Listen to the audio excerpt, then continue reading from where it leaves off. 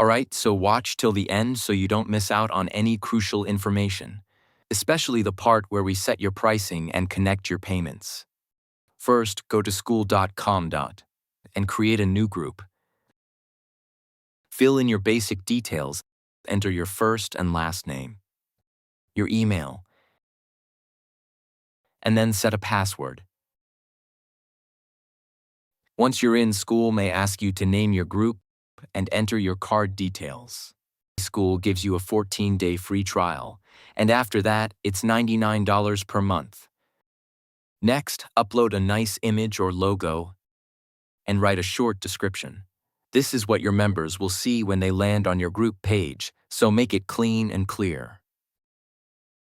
Once your group is created, click on your profile icon in the top right corner and select Settings.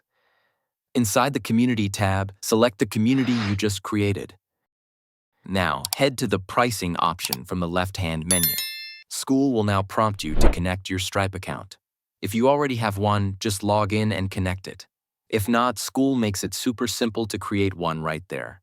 Takes just a few minutes, follow the prompts, and you're good to go. Once Stripe is connected, you can now set your monthly subscription price.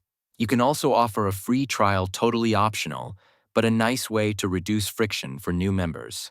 After that, Skool will automatically generate your custom checkout link.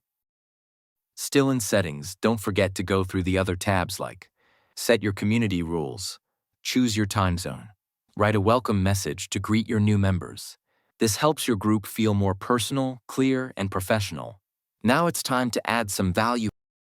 Head over to the Classroom tab and start uploading your content. You can add lessons, videos, PDFs, whatever you offer. Organize them into modules, lock content behind certain levels, or drip lessons over time if you like. And that's it, you've officially set up a paid Skool community with Stripe integration.